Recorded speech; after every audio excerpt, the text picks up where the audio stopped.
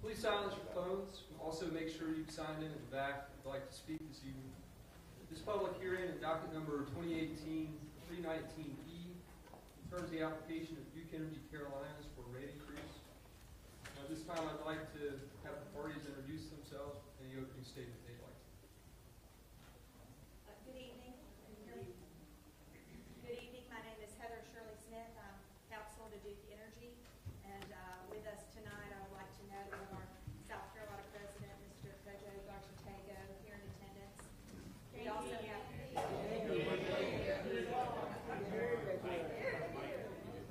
Can you hear?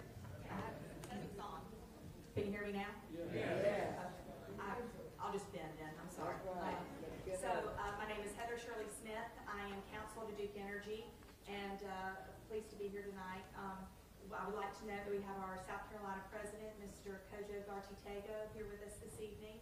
I'd also like to note for the members of the Commission and customers that we have a team here. After you make your comments, if you have something in particular you would like to discuss about your account or another matter that you would like to see attended to, we have our Director of Regulatory Affairs here. His name is Marcus Preston. He's in the back and he's got his hand waved. And we have a team of specialists from Duke should the need arise. And we're pleased to be here tonight and thank the Commission for having this hearing. Can y'all hear me? How about now? Is it better? The front row is all I can hear. Good evening. Welcome. I'd like to thank everybody that showed up here tonight. My name is Jeff Nelson. I'm an attorney with the South Carolina Office of Regulatory Staff. Our function in these proceedings is we represent the public interest in all cases in front of the Public Service Commission. So we are attempting to represent your interests in this case before the PSC.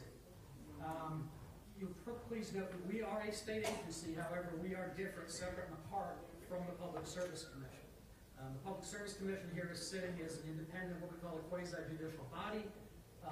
You can't ask questions of them because it's the same thing as if you were, like if you're in a criminal trial, you're on the witness stand. You can't ask the judge questions. The same goes here. That's our job, though, is to answer your questions and to talk to you if you want to talk to us. We've got several people here tonight. I have Matt Schellinger in the back here. He's with our Utilities Rates and Services Department. I also have Mr. Ron Aiken back here, and he's our external communications manager. I have two other people with our Consumer Services Division, and we didn't quite have enough room up here to set up. So they've set up down on the second floor. That's Sky Dunbar and Brad Kirby, and those are both employees of our agency as well. They're there to answer any questions that you have. You're also welcome if you want to stick around afterwards. I will stay here, and the rest of the staff, we all rub together, so they're going to have to stay with me. We will stay here as long as you need to talk to us and answer any questions you might have about this proceeding or about the case. And we'd be happy to do the best we can in answering any of those questions for you. That's all I have, Mr. Chairman. Thank you. Thank you. In a moment, I'll be calling the names of those who have signed up to speak. Come forward and be sworn in.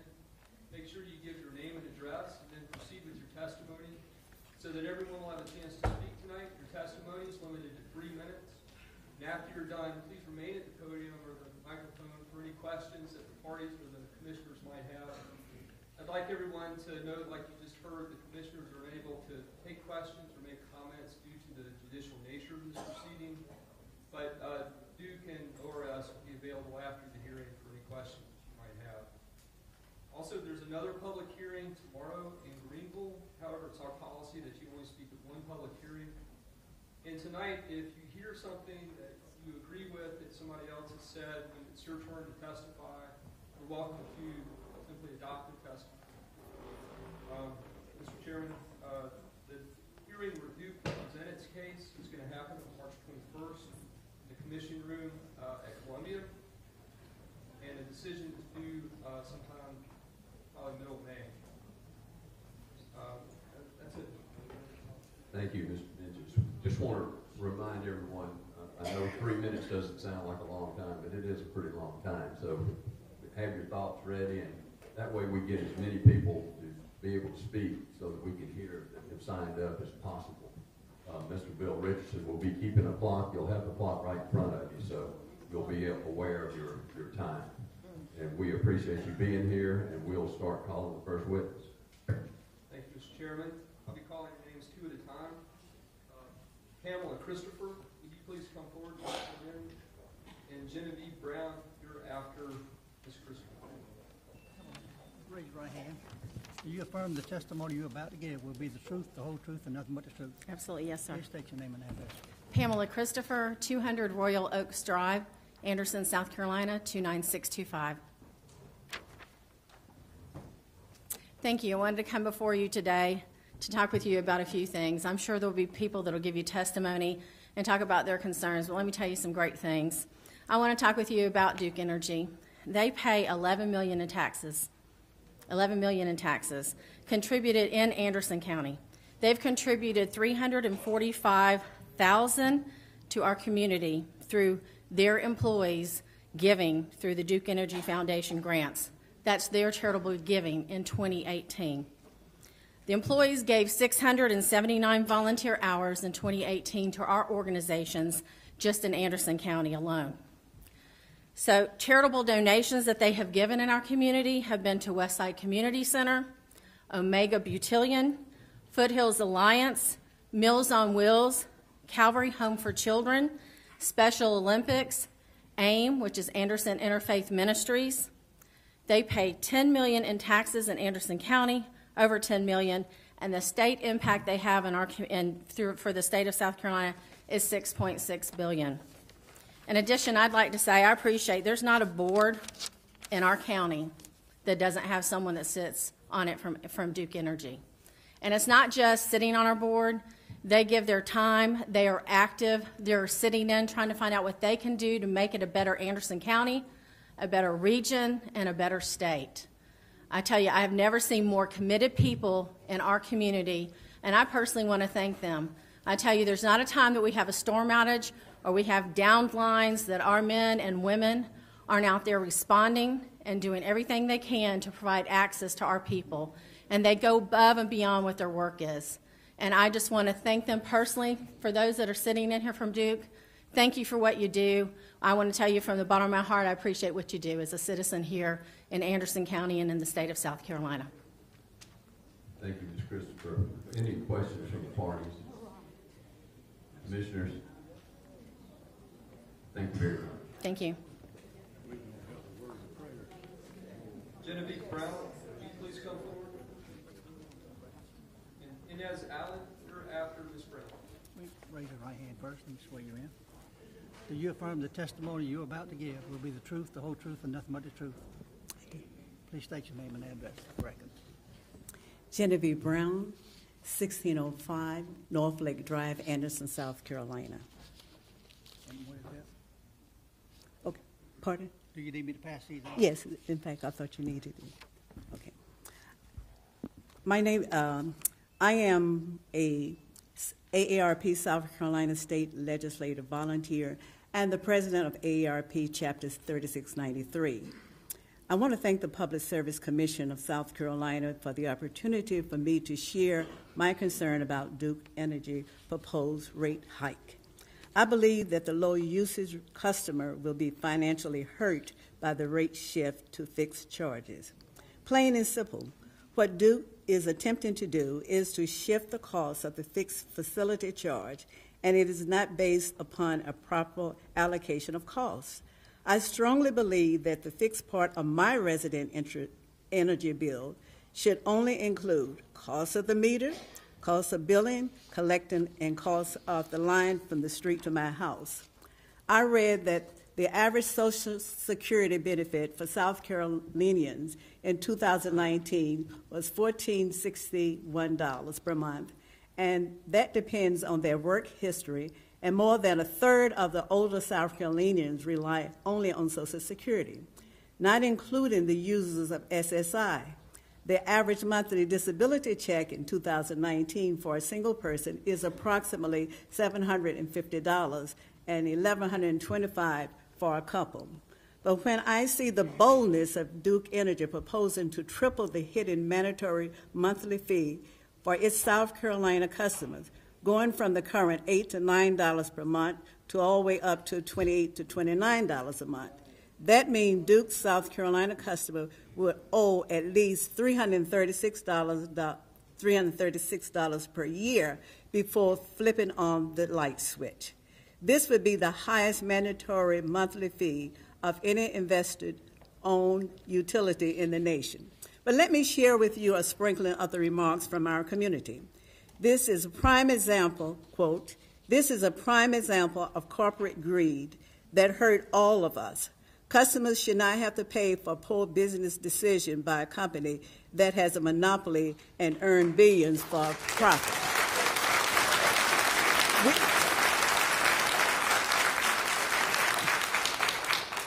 Another quote. Taking her time, so. Right. We pay enough fees as it is, and the one that lives on fixed income is very hard to adjust to inflation without extra fees proposed from Duke Energy. It isn't like we can shop for a better service. If this rate is imposed on us, we will have to live with it and do without essential things as food and medicine. Another one says a rate high is too high. We are the customers, and we are stuck with this monopoly that was created. I am opposed to the hidden mandatory fee hike because it penalizes those who use less energy rather than those who use more. I also vehemently object to nuclear power plants in our area. Actually, I oppose them all. Another one, I already pay too much. I'm carefully not to use too many lights. I unplug appliances that I am not using, turn on air conditioner only when I can no longer bear the heat. And Duke Energy now want more? Enough. I'm a senior, fixed income. I simply can't help Duke profit. Thank you, I Ms. work. Brown. You're 3 minutes. Okay.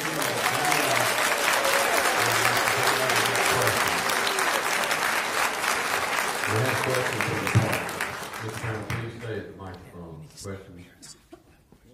Commissioners? Okay, thank you, man. Appreciate it. Ms. Brown, the papers you handed up, that's a verbatim, I guess, list of what you just said Right, from the microphone. right. Mr. Chairman, may I ask Ms. Brown a question? Ms. Brown, do you think that the rate increase that is being requested by Duke Energy would greatly impact the senior citizens as you were talking about? Yes, yes, yes, yes. The seniors that we serve is yes. And the other thing, the young lady talked about the kindness that Duke has given to those non-for-profit. That's wonderful, and we want to thank you. But however, that's only a small group of folks. If those folks had the money to pay, they would even be there asking for relief. So I want to thank them for what they're doing, but that should not impact what you're doing.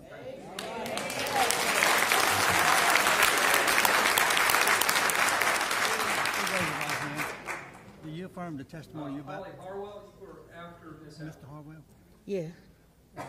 I'm not Nancy Adler.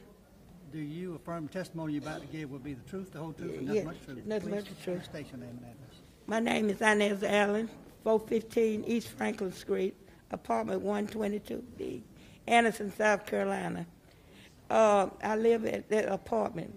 And some months I get my light bill, it's $200 and something. Sometimes I get it, it's $300 and something. And if it wasn't for share, I go out to share. If it wasn't for share, I'd be in the dark. And I have a neighbor across from me. She come over there and wash and dry her clothes. And I told her, I said, I'm going to this meeting today, and I'm going to see if we're going to have a raise, if they're going to raise our light bill up. We got to wash and dry downstairs. I said, I'm going to have to get some quarters and go downstairs and wash and dry my clothes. Ain't no difference if I do have a wash and dry in my apartment. But I can't afford to pay for that and buy food and pay for my medicine and go to the doctor. I had to pay $20 copay when I go to the doctor. And I pay, some of my medicine run different prices, but I have to pay for it. And if it, just like I say, if it wasn't for share, I'll be in the dark plenty of times. Thank you. And I appreciate what they do for me. Thank you, ma'am. Hang on right there. Let me see if anybody has questions. Any questions from the party? I do, No. Ms. Allen. Could you tell me, you said your bill's about between $200 and $300 Yes, sir. a month? Yes, sir. Do you, how big's your apartment? I just got one bedroom, but my neighbor, she comes over there and wash and dry her clothes. And then I cut off most all of my lights and stuff. And my heat, I keep it down on 72. I don't have it, up high. I keep that the whole year round. Winter or summer, I keep it on 72. Because I got central heat and, air. Thank you very much. I appreciate your testimony. All right. Thank you. Commissioners? Thank you, Ms. Allen. Thank you. Come forward. Bobby Simmons, you're after Ms. Please raise your right hand. Do you affirm the testimony you're about to give will be the truth, the whole truth, and nothing but the truth? Please state your name and address. My name is Holly Harrell, and I live at 109 Sedgwood Court, Easley, South Carolina. And I represent public school here in Anderson County, and I wanted to let you know that as much as I don't want a rate hike personally, as well as my school doesn't want a rate hike, Duke has given us over $40,000 the last several years. They also put in LED lights for us. We've paid $100,000 in LED lights.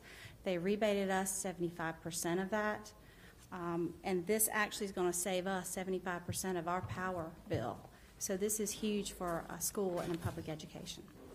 As much as I don't want a rate high, I do understand. Thank you. Any questions from the party? Like everyone, if we could please stay quiet, and we can keep moving.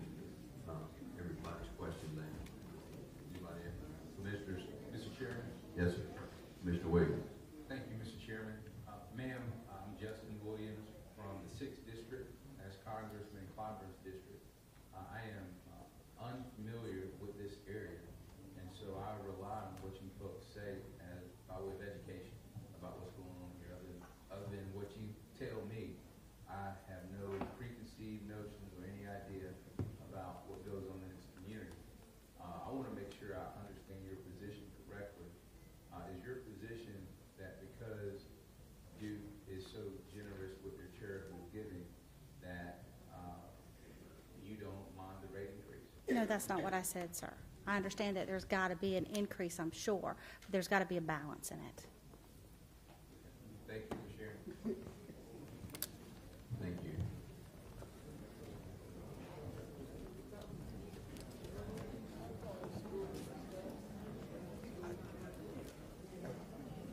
Y'all, if we could all stay behind this.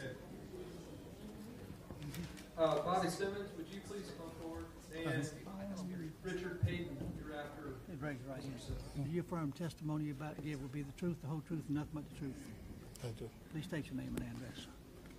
Bobby Simmons, is Stanley Drive, Belton, South Carolina.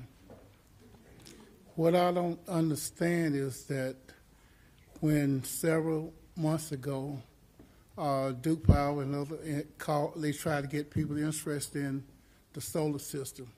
And when they talked about the solar system, they were saying, well, this right here could help reduce people's amount of money they had to pay. But yet, again, we see that they're asking for a raise, and not only a small raise, but they're asking for a big raise as well. I just don't understand what's going on. Where is the money going? How is the money being spent? And what catastrophe have we had in this area that would cause us to want to have a higher rate like that? And I used to pay my telephone, my light bill in one payment per month. Now I got to divide it up and pay it. So it's an increase on everyone, and everybody having problems. But I just don't understand why are you asking for the rate? And if somebody can explain that to me and what happened to the solar system, is it really working or not working? That's all I have. Thank you, Mr. Simmons. Questions from the parties? Mr. Simmons, can you tell me about what your monthly bill is, do you think? Do you think you know about what it is? It's usually about $300-something a month. What kind of residence do you live in? An apartment? Well, I live in a brick house. It's on Stanley Drive, 213 Stanley Drive. And it just costs that much to heat it sometimes and then to cool it. And if you want to stay comfortable, and I'm a retired person, and I only have, and I'm a retired person, and the money that I have, I got to try to spend it wisely. I'm actually welcome to not spending their money as wisely as everyone else should be. Thank you, appreciate your testimony. Thank you. Thank you. Commissioners. Thank you, Mr. Simmons. Richard Payton, would you please come forward? Yoko Simmons, Please, you're right. after Mr. Payton. Do you affirm the testimony you're about to give will be the truth, the whole truth, and nothing but the truth? I do. Please state your name and address. Richard Payton, 220 Edinburgh Trail, Anderson, South Carolina. I would just like to know what this rate increase. I would like to know what this rate increase is really all about. Is it for need of really doing utility work or paying executives?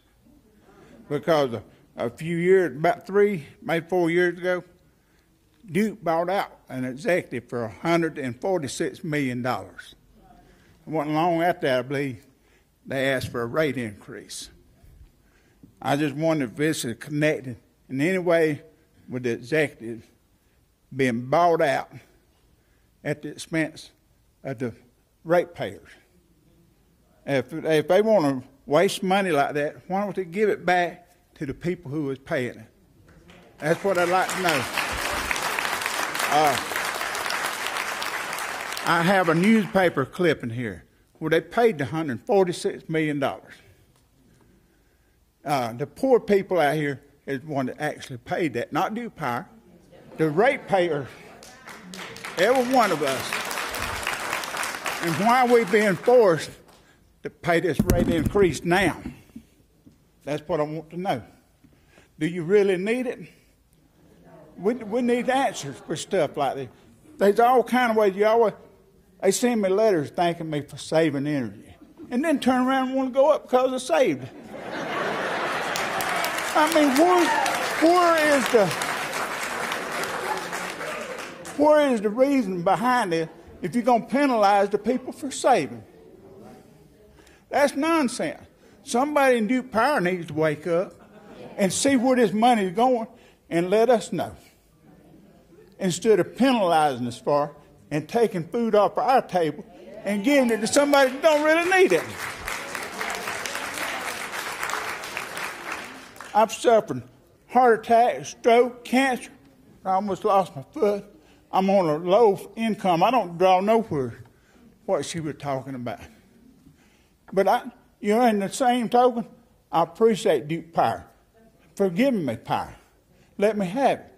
But at the same time, don't let Duke Power take all the glory for these contributions when all these people here do it. Not just Duke Power. Everybody is paying that contribution. So you stop and look at the little people. That's all I've got to say. Thank you, Mr. Payton.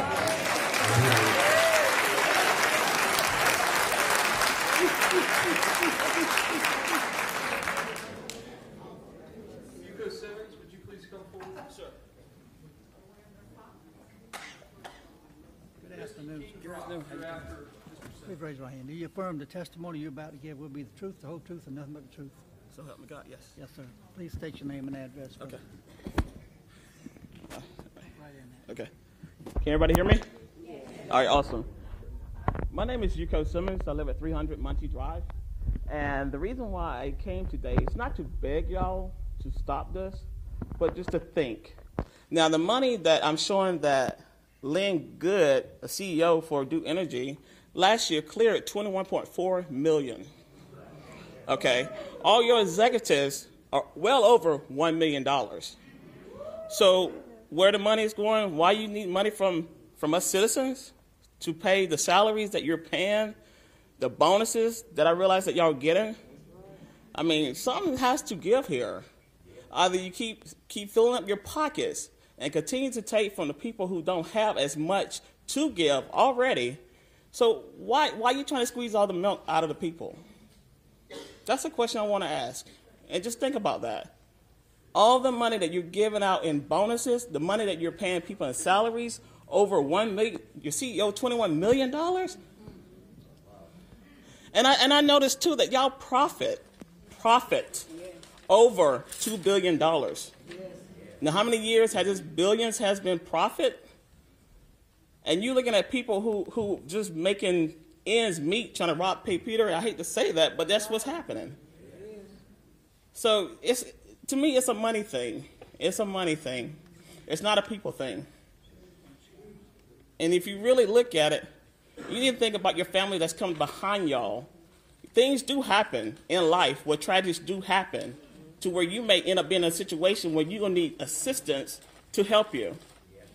Nobody on this platform, nobody's acceptable not for anything to happen to them. So you need to look at the people as you're trying to make decisions to charge these fees as $28 to people.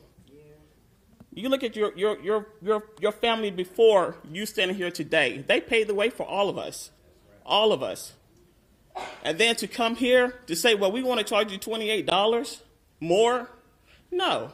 Well, $20 is $8, $9, but you want to charge additional $20. That's a lot. I was trying to find out what is the statistics that you have, the number of people that you have for Duke Energy, not only in the Carolinas, but Ohio and also in Florida. How many people have your services? Think about it, I'm sure it's millions of people. So think how much money you want to profit off for us for just $20 per household, to $28, $29 per household. That's a lot of money, especially when you're paying salaries and all these millions of dollars. Take away some of their money. I mean, honestly speaking, take away their money. They don't need all this money. It's not like when we pass on, we're going to take this money with us or the materialistic stuff with us. No, we're not. We came in this world with nothing, and we'll leave this world with nothing. So ponder upon that, and thank you. Thank you,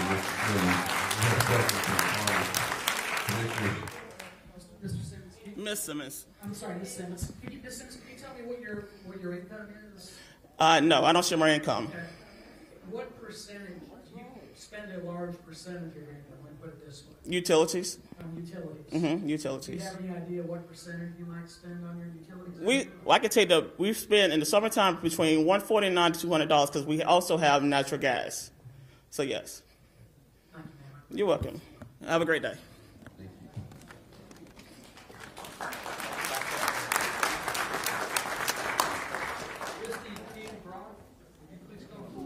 Excuse me. Vicki Chapman, you're after Kristen. Raise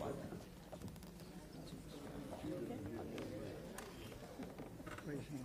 Do you affirm the testimony you're about to give will be the truth, the whole truth, and nothing but the truth? Yes, I do. Please state your name and address.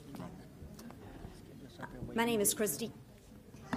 My name is Christy King Brock. I'm the executive director for Anderson Interfaith Ministries. We're at 1202 South Murray Avenue. And I just want you to know that I met with the South Carolina State President a couple of weeks ago to talk about this rate increase and the impact that it would have on the population that we serve. I will tell you that over the last 29 years, Duke Energy invests about $100,000 on average to AIM every year so that we can assist low-income families with utilities. With this rate increase, we wanted to meet with the South Carolina President to look at ways that we could mitigate that impact of a rate increase. And so we come with a couple of proposals. One is weatherization, increased funding for weatherization. The majority of the families that we serve have extremely high utility bills, just based on the housing stock that they live in. They're older, they live in mobile homes. Many of these folks have little to no insulation, so their utility costs are extremely high. So we would like to propose that Duke look at the possibility of putting some additional dollars in weatherization so we can assist clients to lower that utility cost. We would also like to propose Duke look at an opportunity for a roundup program so that folks could round up their utility bill. The average cost to anybody would be less than $12 a year, but for the folks that could afford it, that would create a huge pool of money that could assist those folks that were being impacted by this rate increase with their utilities. So I thank you for the opportunity to address you tonight and to propose these opportunities for Duke to invest this way.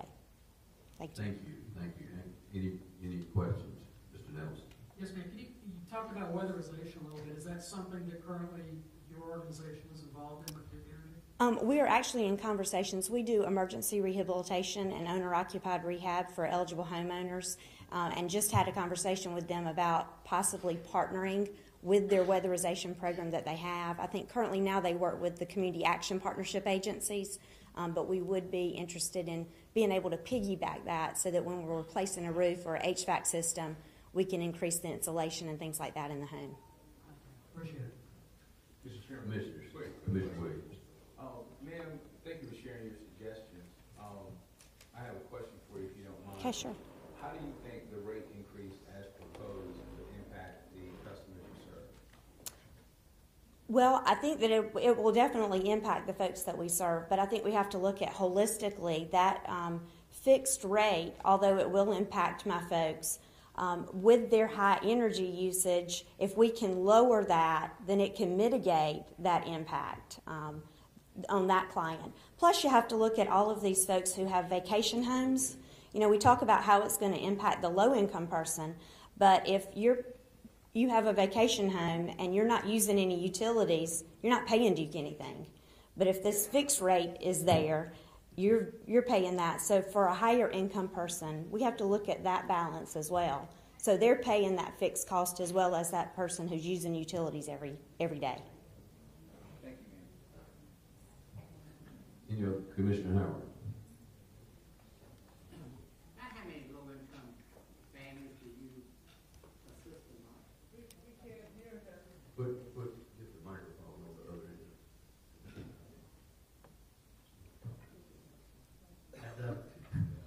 It always helps to talk into that mic. How many low-income families do you assist in? We assist about 100 families a month with utility assistance. About what is the average assistance you give them? About $125. Any other companies or utilities in the area, in your service area, use Roundup? Yes. We are actively involved with water companies that do a Roundup program. It's called H2O, Help to Others. My understanding is that Piedmont Natural Gas does a Roundup program as well. So I'm not sure if Blue Ridge does a Roundup, but I do know that those companies do Roundup programs. Do you know what kind of income that produces a year of Roundup? I can't answer that question, sir. I'm sorry. Thank you very much. Mm-hmm. Thank you, Mr. Rob. Thank you. And I would suggest talking to Mr. Marcus Preston back there with you to give him those suggestions too, to make sure they get the. Okay. Thank you very much.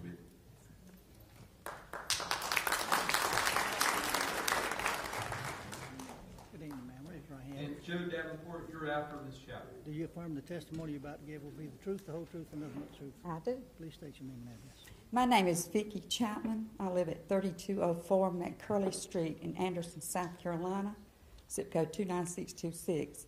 I'm going to talk about something different that hasn't been brought up. The theft of Duke Energy. Right here, 1992, Mr. Harrison Lee Franks that lives down the street, meth head, stealing. Y'all finally did the cable on the old pole up to the very top, Duke Energy. It took them almost 4 hours. This is a big problem in Anderson. Now, there's another house up the street, 601 Emma Street. He's a drug dealer. He's stealing right now. I call Friday. I always call to Duke Energy. They connect me to Energy Protection. Call them and see how many times Vicki Chapman has called. It tore my nerves up so bad last year. These people stealing, and we're paying for that. And I am trying to tell y'all, this is a big problem. We've got to take that cable on those old poles. And you know what I'm talking about. They're tapping in from the bottom. We've got to do what they did to that one house across the street from me that's on drugs. They took that cable and put it all the way to the top of the pole so they can't steal it anymore. Okay? Now, when y'all get that theft problem straightened out, then let's come back and talk about maybe raising the rates a little bit. But this theft is very serious. Very serious. And you know what? I didn't get a penny for doing this. I was just a good citizen, not wanting a meth head to get free power when I had to pay a bill, and they do too. Here, take this. Take this. I also had him arrested. Y'all arrested him again last September the 4th, 2018. This is 1992, civil suit, Duke Energy. Here's the case number. I want y'all to take this paper. I can get another one. Please take it. And I want y'all to... Who arrested this person? Who had him arrested? Duke Energy, because I called so many times and told them, I said, I will not let these people steal your power. And me have to pay a bill. So we have I understand we have about 150 people right now. Now listen, this guy, Harrison Lee Franks, on this paper, his mother is deceased. It says Vera, but Harrison Lee Franks is still living down there. Listen, do you know he's an imposter for y'all? He's going around hooking up free power, and people are paying him $300 to do it. I want an attorney on this time when he goes to court. He was arrested again, September the 4th. Remember, September the 4th, 2018, Harrison Lee Franks. I want the attorney to be present for Duke Energy because this is serial theft. Thank you. Ms. Chapman, I will suggest you talk also with Mr. President. Yeah, when y'all said that beginning. So, really, let's take care of this theft problem, please. Okay. Questions from Mr. Nelson? First of all, we have the document here, Mr. Chairman. I'd ask that that be entered into the record. And while I'm on it, because I forgot to do this in the intro, I would also like to have moved into the record the sign-in sheets from the hearing tonight. Okay. Sign-in sheets will be entered as hearing exhibit number 3. I do have a couple of questions. And this will be, and we're going to enter this as hearing exhibit 4. And sir, this Robert Scott Bassard that's a drug dealer right the street from me, I called Friday. He's a drug dealer. This Scott Bassard, Vassar. I want y'all to go do something. He's got a decoy hanging over a fence, a loose wire, 6 to 8 feet. It needs to be stopped. He's a drug dealer. Mr. Chairman, additionally, you didn't even talk to the company about this, but additionally, I got a lot of questions. I can't get them all answered right now. If you would see our folks down on the second floor, we got a table set up down there that says Consumer Services, Office of Regulatory Staff. If you would please stop by and leave your contact information, I would appreciate it. And if y'all would hire me to be undercover for Duke Energy, I know how to do it. I hear you.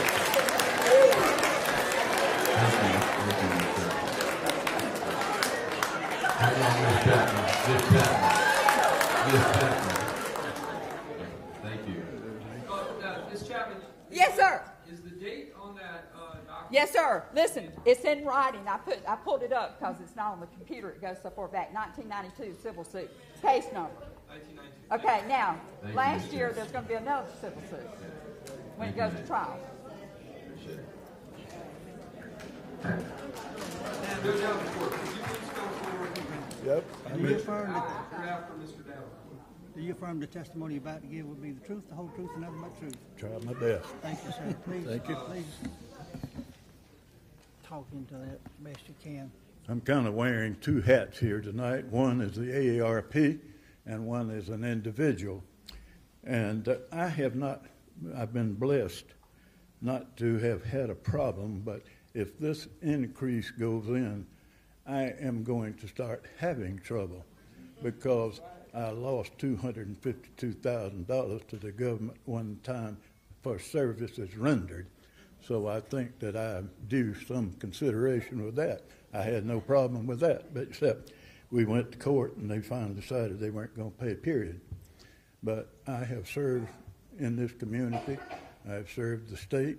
I've served this nation. And I want that to be in the record that I am concerned about the people that Genevieve talked about. We have about 1,700 people in this district of people homeless, and I don't know how much power is taken by them, but they deserve whatever you can give them, because the people need to do that. And also, we've got so many people that is underpaid in this area, and Social Security is a bad thing for not raising their rates equal to what the inflation is. And I would like to see that done, and that has to be done, I know, at the national level, but I would like for you to Duke Power. And Duke Power I have been friends with them personally for a long time, but this is going over the top for our poor people, and I want something considered. And I have known all of the people that you took their place many years ago when I went into the cafe down there and they started playing the Orange Blossom Special when I went in down there. So I think Tom Irvin can tell you something about me, but I want you to know that the Duke has a lot of money that goes into a subsidy and whatever the name of that is. It's a corporate thing that every big corporation does it, and that's how they give money out of that. But I do not think that this is the time for a rate increase. And I think that you need to hold off till Santee Cooper and to Scanner and every Dominion all get their act together, because I see Duke Power selling out to Dominion, and God knows what will happen to us then. So I don't want that to happen, and I know that this is in the works. There is a federal investigation going on right now, and there has been a state, I don't know who bought that out, but a lot of our General Assembly went on trips for Duke Power and the others. Hold that. This is something that I see in the future. I see it happening, and I'm not wrong too many times.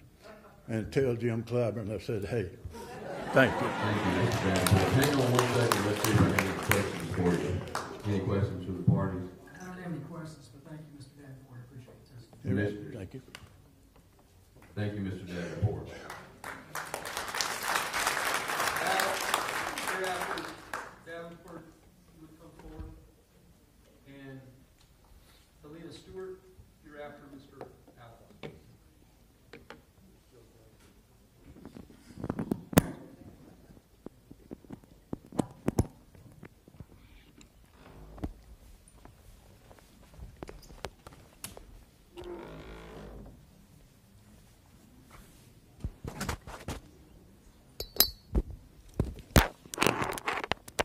Mr. Dowell, would you please come forward?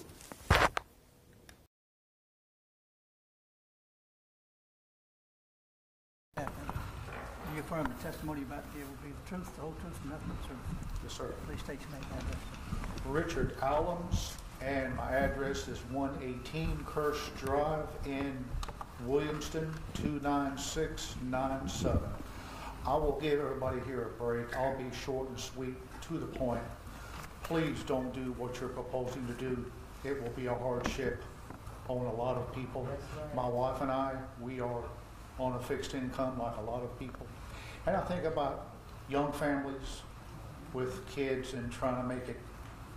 Just please don't do what you're proposing. It's way too much, too greedy. Thank you. Thank you, Mr. Allen. Questions from the party? Sir, can you spell your last name? Spell it? Yes. Allums. Thank you. Nothing further, but thank you for Thank you, this. Commissioners. Thank you, Mr. Allens. Diana Stewart, if you please come forward. And Lester Artigree, you're after Ms. Stewart. Do you affirm the testimony you're about to give will be the truth, the whole truth, and nothing but the truth? Yes. Please state your name and address. My name is Helena Stewart, TALENASTEWART. I live at 122 Kirk Avenue, Anderson, South Carolina, 29625. Thank you for the opportunity to have us speak and hear us out. As I watched the entire session yesterday on Facebook Live, there were few people who were my age, millennial generation. I came to show that we care too.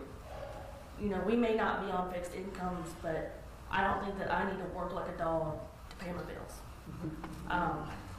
Most of us have kids, and so I decided to come because I know a lot of them do. The people who are elderly and disabled, they will suffer the most from this increase, but they will not be the only ones. I would consider myself the middle class, and I live paycheck to paycheck. I graduated from Clemson with a bachelor's degree. I work for a city municipality, and I'm in my major that I graduated with.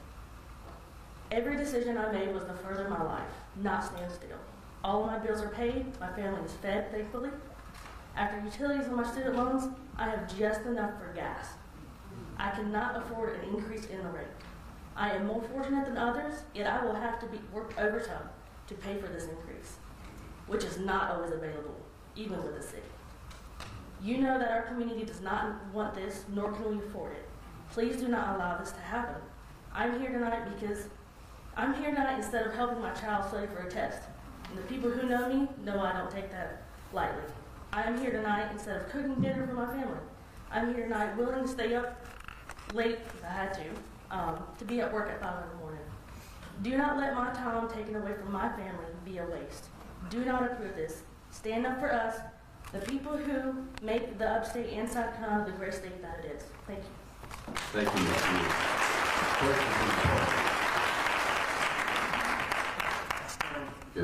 May I ask a question? Thank you for coming today and speaking up. I think you're right that not that many millennials have the time or take the time to let us know how they feel about this. Right, I think it does have a heavy impact on the elderly. But I'd like to know, do you find that your other costs are going up as well? You said how many children do you have? I have one stepson. Okay, and he's how old now? 11, almost 11. So you have to buy clothes for him, and you have doctor bills for him as well. Yep, and student loans. I'm in a government program, public service loan forgiveness, but in 10 years I'm gonna have it paid off because the income driven rate is still doubling each year. So I get a raise at work, and they take it away. So I can't get ahead. Where are you working now? I work for the city of Greenville. Great. But you're living in Anderson County. Mm-hmm. Well, I appreciate you coming forward and letting us know the impact it would have on you. Thank you. Thank you. Thank you, Ms. Stewart. Lester Hardegre, please come forward. Holly Ulrich, after the testimony about here will be the truth, the whole truth, and nothing but truth. Yes, true. See if you can get that mic.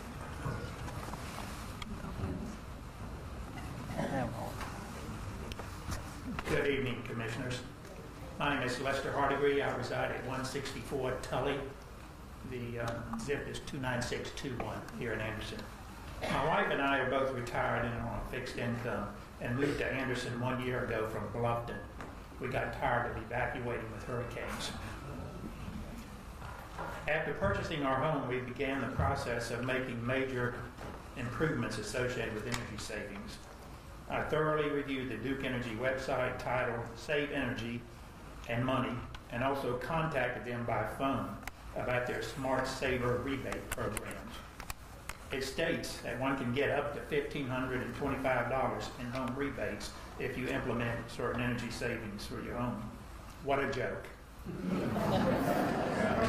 Duke Energy has only one approved participating contractor in the city of Anderson, and another one in Greenville. And his estimated, the Anderson contractor, estimated cost for replacing our HVAC system was many $1,000s more than any of the other reputable contractors I contacted. I spoke with multiple HVAC contractors in Anderson, and they all told me that they would not become affiliated with or participate in the Duke Energy rebate programs for various reasons. There's got to be some legitimate reasons why none of the contractors, except one, is involved with Duke Energy. Even so, my wife and I went ahead and completely replaced the 3 dated and poor efficiency HVAC systems with a high energy SEER split system and a gas furnace. We replaced 2 energy consuming water heaters with a single high efficiency unit. Commissioners, my wife and I have spent thousands of dollars to make our home more energy comfortable and efficient with the hope of having lower energy bills as retirees. And this was done without any Duke Energy rebate. 4 of the 15 LED light bulbs, which Duke provided us, have already burned out in less than a year. No savings there. And we truly did not benefit from the Duke Energy home evaluation that was conducted on our home. The point is, from my perspective, Duke Energy talks about and promotes energy conservation, but I have not realized any savings. In fact, our energy costs have been much higher. On their website, in 2 different statements, Duke Energy talks about providing customers with the tools to make a real difference in energy use and saving money. I think that's a joke. Okay? In conclusion, my wife and I are outraged that Duke Energy wants to increase our electricity rates. Commissioners, you have an ethical and moral responsibility to deny this rate increase.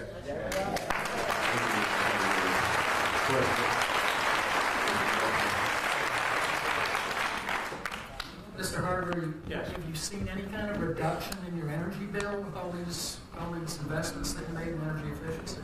Not at this time. Sir, did you receive any rebate whatsoever for installing the high efficiency HVAC unit? We did not. Even though I had contacted Duke Energy prior to the installation and talked with multiple people in that rebate department, they told me they had one contractor in Anderson. And again, I communicated to the person on the phone with Duke Energy that his estimate was in the thousands more than any other reputable dealer. And they said, well, he's approved and that's all we can do. I even wrote a letter to Duke Energy, and a VP called me back, and I communicated all of my concerns, and basically the answer was, sorry, can't help you out. Right. And so was it your understanding that in order to benefit from the program, you had to go through that contractor? That single contractor, yes. Did you ever consider contacting the Office of Regulatory Staff? No. If you have time, would you mind sharing your story with the Office of Regulatory Staff? I'll be glad to. Jeff, we could take this. Yeah. Mr. Harvey, if you go down, whenever you leave here, either now or later, if you go down on the 2nd floor, I've got 2 people at a table. We have a big banner on it down there, and it says Office of Regulatory Staff, and we love to talk to you. Thank you. Commissioner.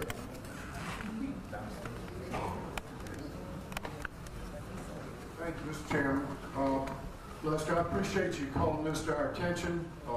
Certainly, a program is being promoted and advertised like this. Don't you agree they should have more than one authorized contractor for a county this size?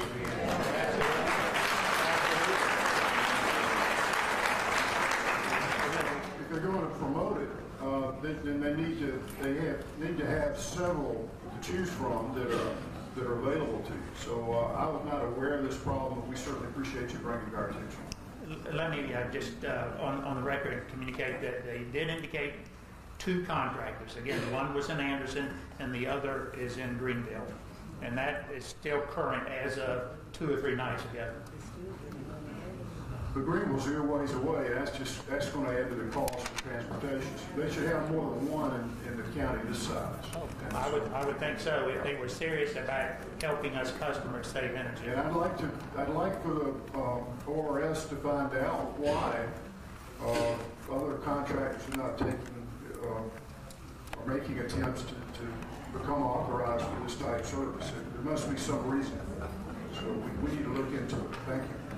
Thank you. Thank you, Mr. Hart.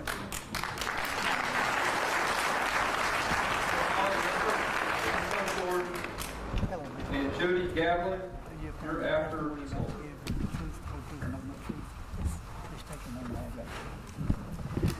I'm Holly Olbrich. I live at 2 Gertz Place in Clemson, South Carolina. I am a longtime Duke Energy customer, co-president of the League of Women Voters of South Carolina, and an economist. When the state grants a utility exclusive access to customers in a geographic area, they create a monopoly. In exchange for that privilege, the monopoly is subject to regulation in the public interest to protect the interests of customers, adjacent property owners, state and local governments, and other stakeholders. Monopolies often face competition in some segments of their business, such is the case for Duke, which is now competing with lower natural gas prices and expanding solar. When that happens, monopolies turn to price discrimination to protect their revenues. In response to competition, monopolies charge higher prices to those customers who cannot easily shift to other kinds of power, and lower prices to customers who can install solar panels and convert some of their energy use to natural gas. Low-income households do not have that kind of flexibility, and actual usage doesn't have that much effect on their bills, so they have no place to turn except the PSC.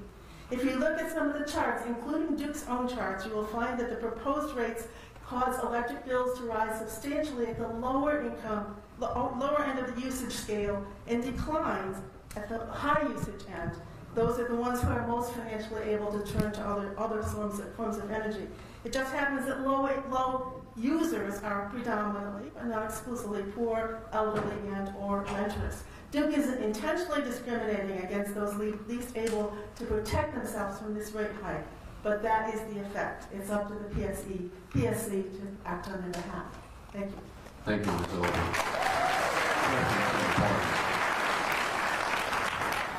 I am afraid to ask you anything, Al. I appreciate you testifying. Thank you for coming. Thank you. Commissioners, any questions? Thank you, Ms. Oldham. Todd Moore, you're after Ms. Yeah. Affirm the testimony about to give will be the truth, whole truth, and nothing but the truth. I do. Please state your name and address. My name is Jody Gaulin. That's Jodygaulin. I live at 14035 Richardson Drive, Seneca, South Carolina. I've got the same concerns that many have already been voicing here, but I'd like to talk about some other issues related to utilities rates in general and Duke utility rates specifically. Duke has also said it needs this increase in order to do grid modernization. I'm all for making our electric grid more modern, efficient, and more stable. But this should save ratepayers money, not cost them. Savings associated with a more efficient grid should be shared with the ratepayer. Projects like modernizing the grid, upgrading production facilities, and replacing equipment should be considered capital projects. These should be financed as such, and I have a background in business and industry in the state. If we learned anything from the $9 billion, and folks, that's $9 billion with a B, and Oconee and Anderson people didn't pay too much attention to the SCANA debacle, the V.C. Summer debacle, but now it's coming home to roost. So if we learned anything from that, then we should know that the ratepayer should not pay in advance for capital projects that may never be finished, and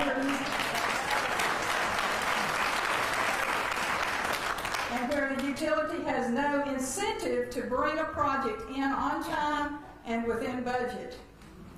Why can't utilities like Duke issue industrial bonds or secure other financing arrangements to implement capital projects, and once completed, come to the PSC with the data to support a rate increase to pay back the funding over a fixed period of time? Any savings associated with the project can then be shared by the investors and the ratepayers. This type of arrangement forces the utility to carefully design and manage their projects and complete them on time. We need transparency. I can't see the justification for this rate increase scheme today. I don't see the data. Don't make another V.C. Summer mistake. Ask for the data. Make Duke prove their case. Thank you. I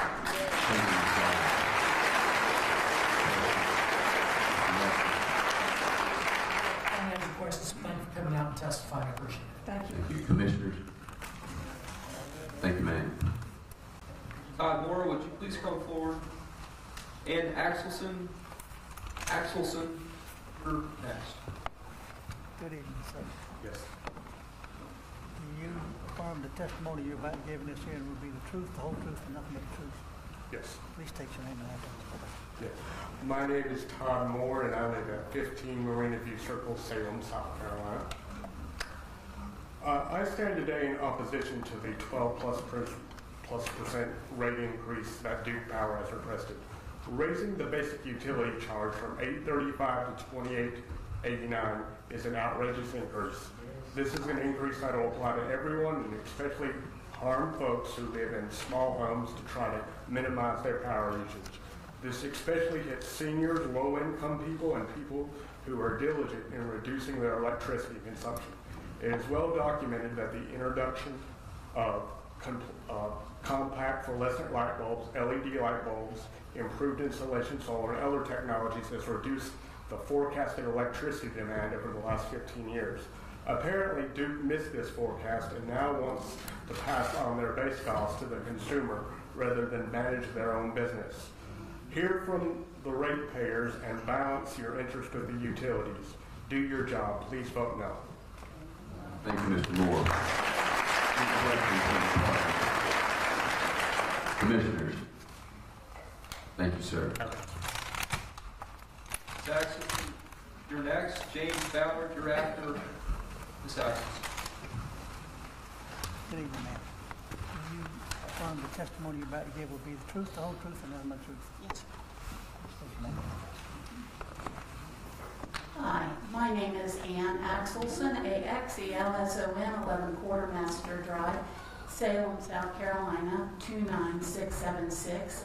I appreciate that the commission has sponsored this hearing tonight and is giving the public the opportunity to speak to you about something that's clearly so important to so many of us.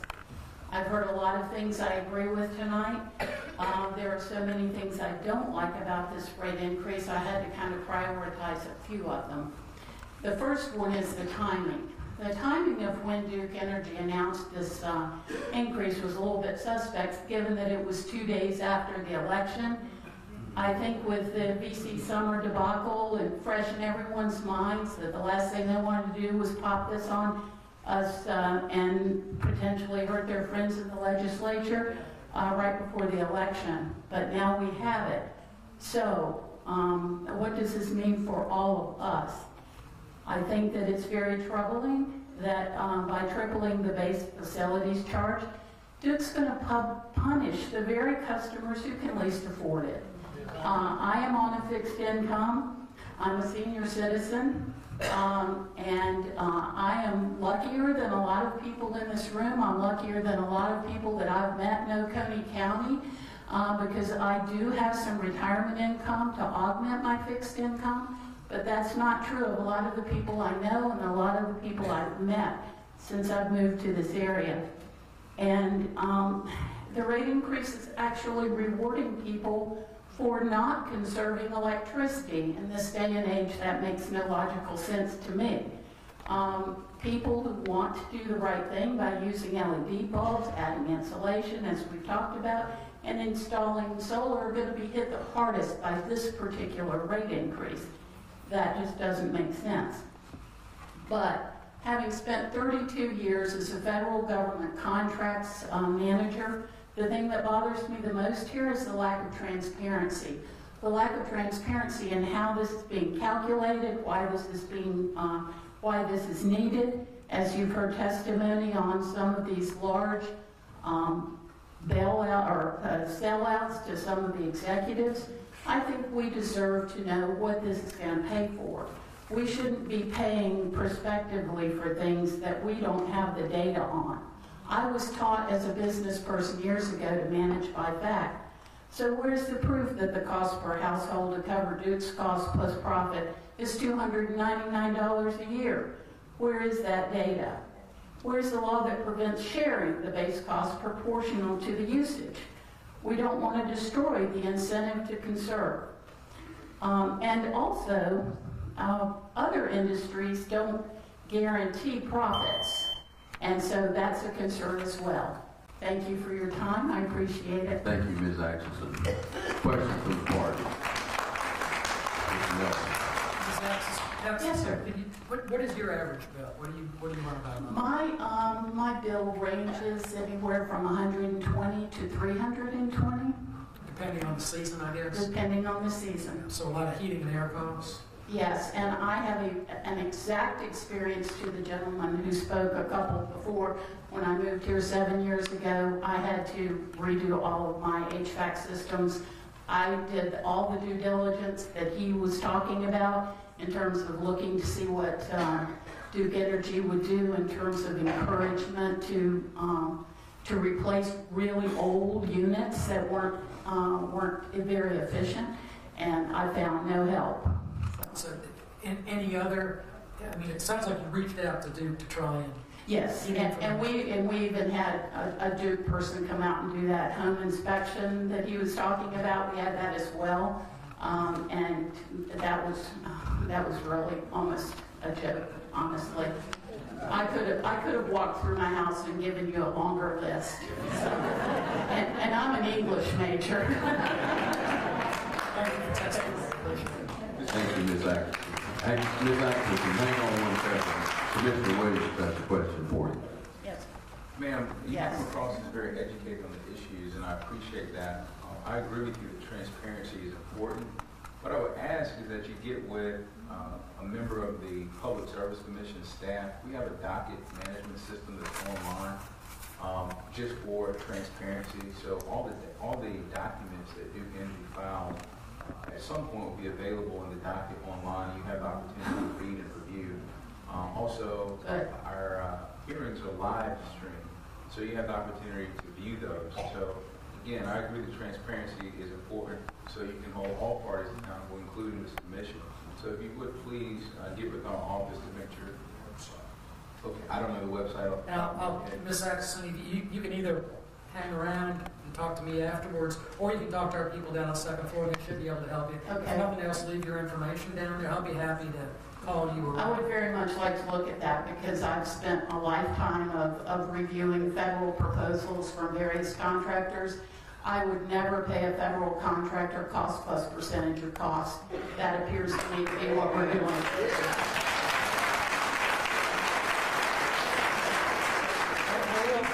We have about 3 books about that thick that I've run off now in testimony, primarily from the company, exhibits, testimony. There's a lot of information there in the hearing.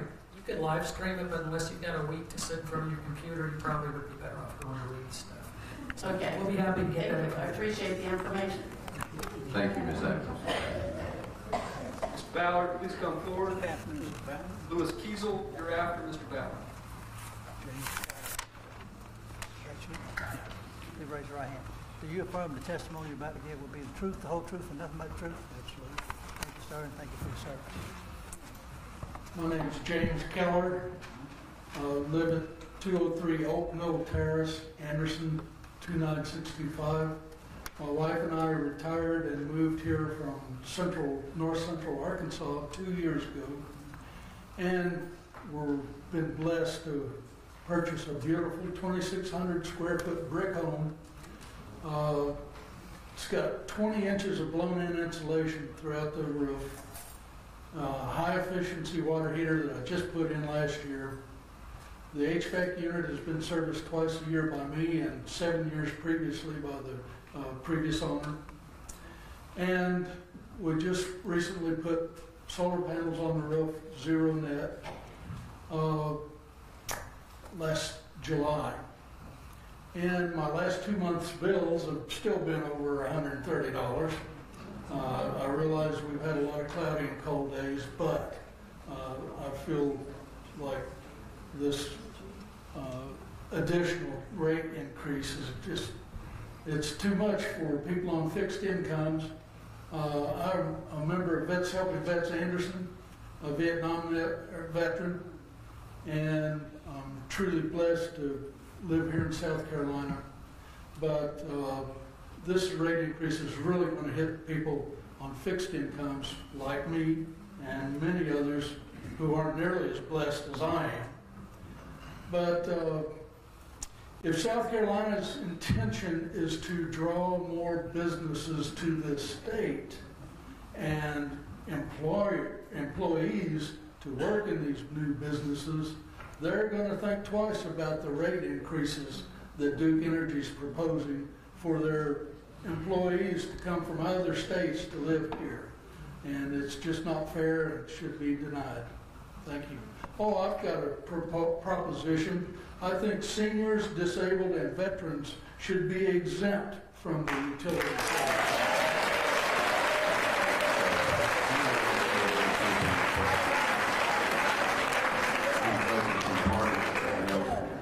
I don't have any questions. Mr. Keller, thank you for coming out to testify. I appreciate it. Commissioners, any questions?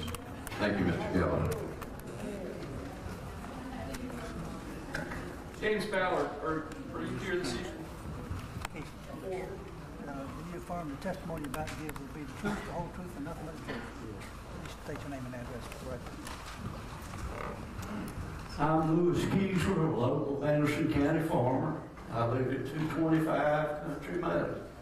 And I want to say that I'm working class people just like all these people are. The reason they're here is because we're at a limit. The limit is we can't afford anymore.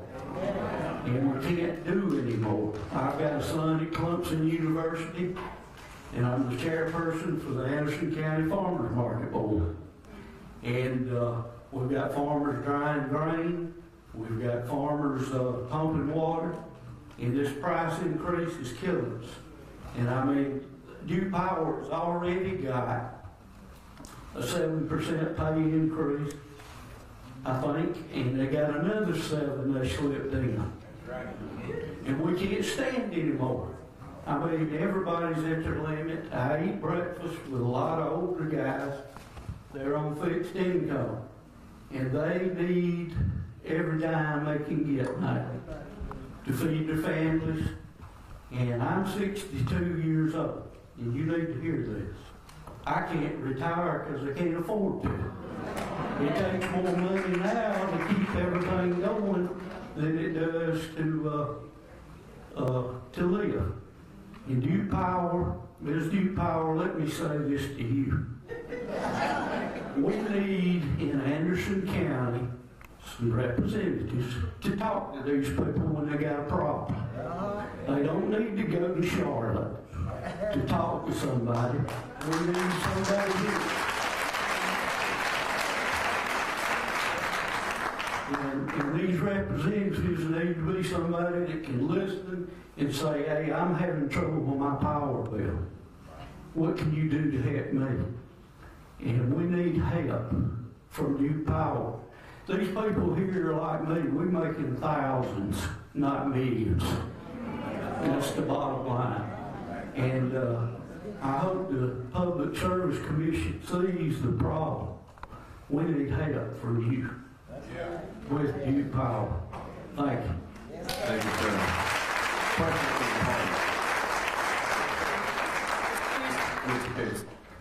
Mr. Kiesler, can I ask you a couple of questions? Sure. So you're a farmer. Do you use electricity both, like for your farm business Come back to the microphone so everybody can hear you, please, sir. You're running a bill both for the farm as well as for the house? Yes, sir. We run an 800-acre operation. We've got cattle, we've got hogs, we've got produce, we pump water, we dry grain, we do a little everything. You got to be diversified to live now. I'm sure it's seasonal when you're running those costs, but what's your bill run for the farm when you're uncertain? Well, it's hard to say. We run a shop, work on equipment, we weld. It's different times, different things. But it's tough now. Our prices now we're getting for farm commodities are what they got in the 80s. And we've got fixed costs, fixed money. Thanks, sir. I appreciate you coming to testify. You commissioners, any questions? Thank you. Thank you, sir. Chairman? Yes, ma'am. I'm so sorry. Couldn't quite get my mic on. Mr. Kiesler, and I don't mean to make you stand up again, but if you would be willing to talk to Mr. Marcus Preston about your desire to have a representative contact in the area, I believe that we could help you if you're willing to speak with Mr. Preston. We want it for everybody, not just me. If you will talk to Mr. Preston, he's right back there in the white shirt, so you can. Okay, ladies and gentlemen, when you do a court proceeding like this, you have a court reporter who has to repeat every word that's said in this so it goes into the record. And we're going to give Ms. Jo Wheat, our court reporter, a little break so she can stop talking for a few minutes, and then we'll resume in about 5 to 10 minutes. Thank you.